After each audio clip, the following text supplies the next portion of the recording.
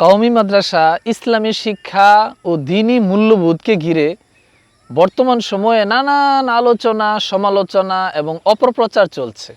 কিছু মহল মাদ্রাসাকে নিয়ে এমন একটি নেতিবাচক ধারণা তৈরি করার হীন প্রচেষ্টা করছে যাতে সাধারণ মানুষের মনে সন্দেহ ও বিরূপ প্রতিক্রিয়া সৃষ্টি হয়। তাই মাদ্রাসা শিক্ষার এই কঠিন ও স্পর্শকাতর সময়ে শিক্ষার্থীদেরকে নিজেদের দায়িত্ব ও কর্তব্য সম্পর্কে আগের যে কোনো সময়ের চেয়ে বেশি সতর্ক ও সচেতন থাকা অপরিহার্য। প্রথমত, ইলম ও আমলের প্রতি মনোযোগ বৃদ্ধি করা। কারণ মাদ্রাসার সবচেয়ে বড় সম্পদ হলো ইলম, আমল ও তাকওয়া। শিক্ষার্থীদের উচিত পড়াশোনা, ইবাদত ও আত্মশুদ্ধির প্রতি আরও বেশি মনোযোগী হওয়া। দ্বিতীয়ত, উত্তেজনার পরিবর্তে প্রজ্ঞার পরিচয় দেওয়া। অর্থাৎ কোনো অপপ্রচার বা উস্কানির জবাবে আবেগপ্রবণ প্রতিক্রিয়া না দিয়ে ধৈর্য, হিকমা ও উত্তম আচরণের মাধ্যমে জবাব দেওয়া।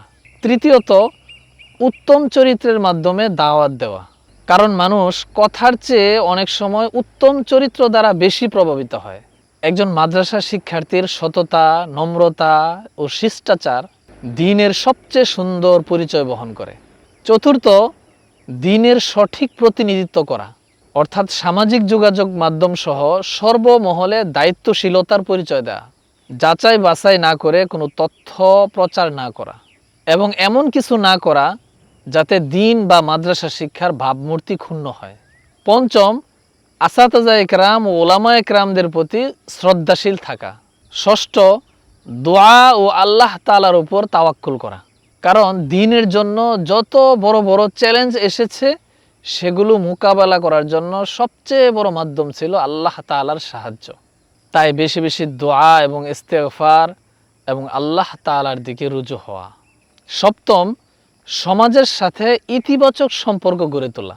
অর্থাৎ সাধারণ মানুষের উপকার করা, তাদের সুখ দুঃখে পাশে দাঁড়ানো এবং দ্বীনের সৌন্দর্যকে বাস্তব জীবনে তুলে ধরা। আল্লাহ তাআলা আমাদের সবাইকে হেফাজত করুন, দ্বীনের উপর অটল রাখুন এবং সকল ষড়যন্ত্র থেকে ইসলাম, মুসলিম উম্মাহ ও মাদ্রাসা সমূহকে হেফাজত রাখুন। আমিন।